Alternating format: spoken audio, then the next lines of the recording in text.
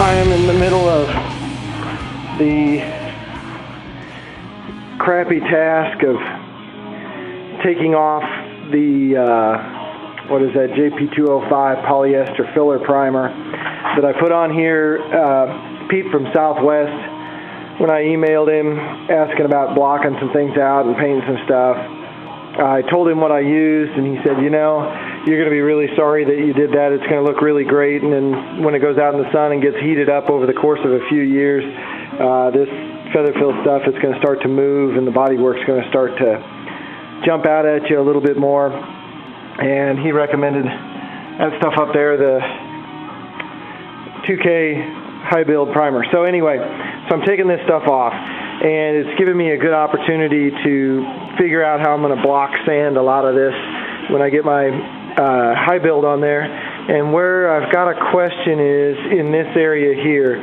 So this is a pretty complex, I don't know if everybody can see that, set of curves. There's my camera string.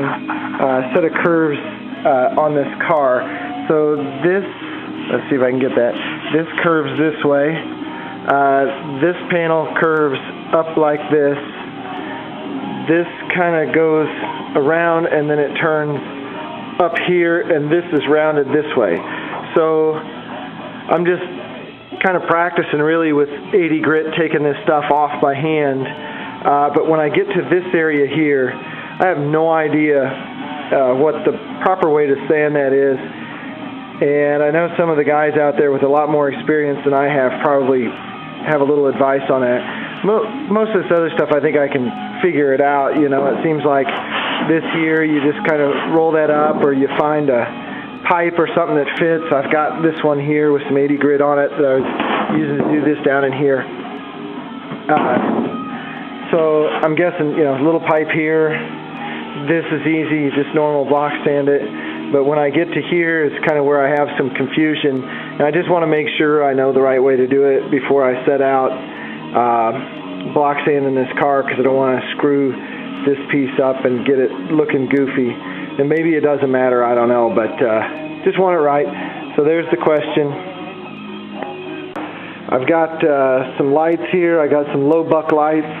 So I've got three of these, an old ballast, and a couple of these guys out of some old fixtures, or maybe these are from the Home Depot, I don't know. My dad's an electrician, had some pieces and parts, so we wired up some light fixtures, and those are going to go in my ceiling back over there to augment the lighting for working on the body of the car. Easily movable too. They'll plug into just a normal outlet. So those are really, I don't know what you call it, hillbilly redneck light fixtures. There you go. Okay, I just wanted to show everybody where I'm at on the front end of this car.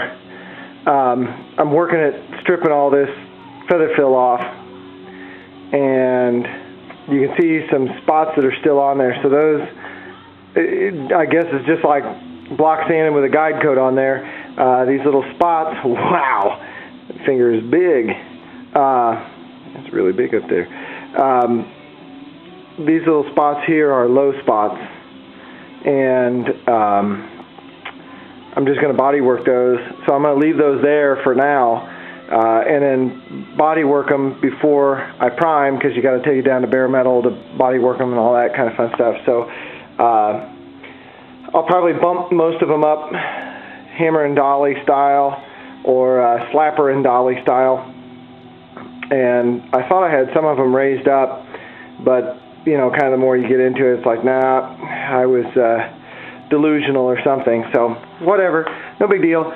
But my plan is I'm hopefully going to take another week's vacation here sometime soon, and my plan is to attempt to surface and paint the front end during that week.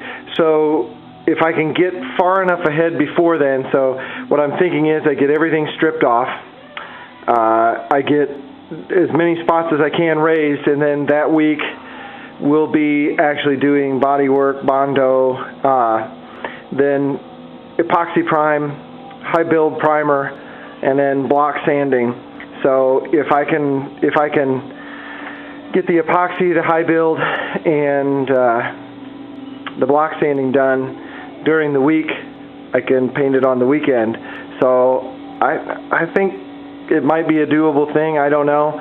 I do spend long hours when I'm doing that, so I'll probably work 12 hours a day, maybe a little bit longer on it. By the end of the week, I'll be completely exhausted, but with any luck at all, I'll have a completely painted front end on my car, and hopefully at the same time, I've got this front seam of the door worked up, and I'm going to do the other side as well. So my hope is that then the next piece that I'll paint can be the doors, and hell, if I can work those up at the same time, I will, but only if I have extra time. But the next piece I'll work on after the front end is the doors. The last piece is back there. So the one thing, the little confession I have to make, this piece down here, when I welded it in, I think I made a video about it. I did some shrinking on this inside corner. I don't know if we can see that if I get down here, but it just doesn't fit right. I don't know, it's not level with the rocker. There's something wrong, and I finally figured out what it was, and it's that the lip underneath, I don't know if I can get down there. I've got a car right here. So this lip here, it's further away from the camera here than it is here. That's what I figured out. I got under the car and looked. So I've got to come through here, cut this back out so I can stretch it, and then knock this little piece back into line with where it goes. I may have to cut it back in here, pull it out, and then weld in a little patch there. But standing back from the car, it's noticeable. And again, it sucks to have to redo work. It really sucks.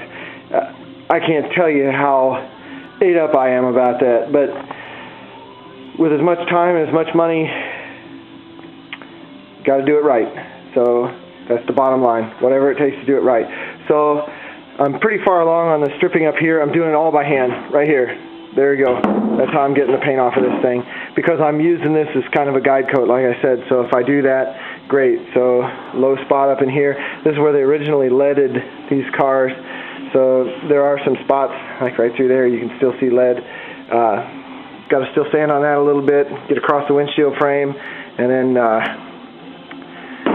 front of the car, the other fender. So there you go. There's the update, and I'm going to probably spend the next 4 or 5 hours blowing paint off of this thing. Yay.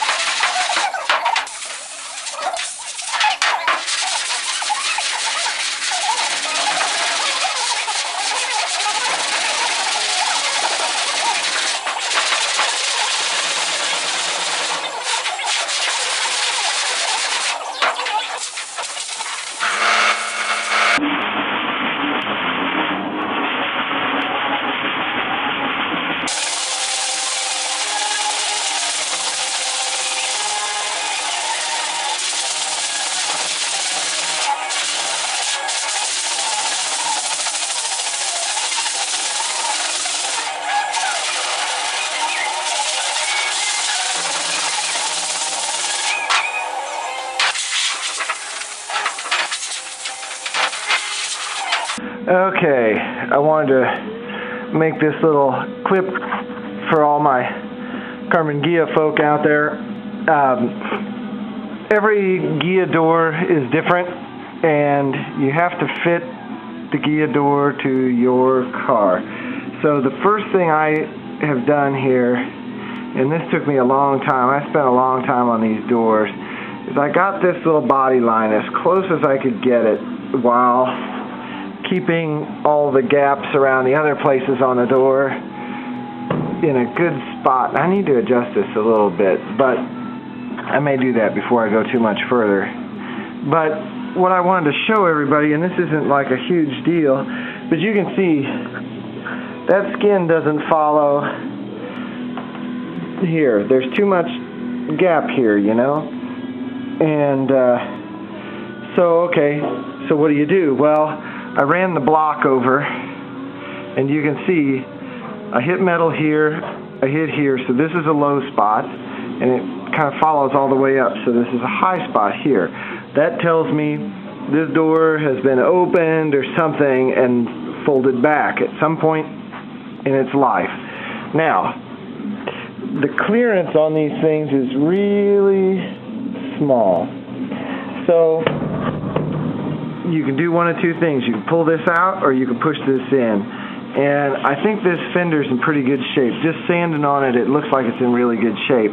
So I'm going to pound this in. Well, when you get your hammer, and I'm pretty good with a hammer, I don't use them every day. I don't use them for a lot of time every day. But I used to frame houses and just kind of develop that swing. But I still wind up moving sometimes. Unless I'm going really slow and deliberate, the hammer moves around. Well, I don't want to risk cracking this thing with the hammer. So I use, wow, my hand, this is hard to do with one hand. My handy dinging spoon, and I stick it in here, and then I just use it to slide my hammer out. So I'll hopefully, I think this is pointed in the right place. Yep, okay. So here we go.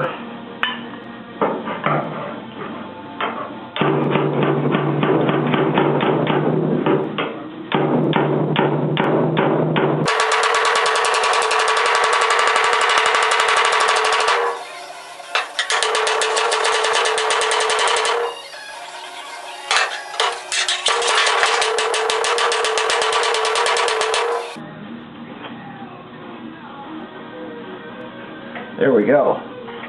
I need to work the rest of this. This may come out up here. We'll have to see.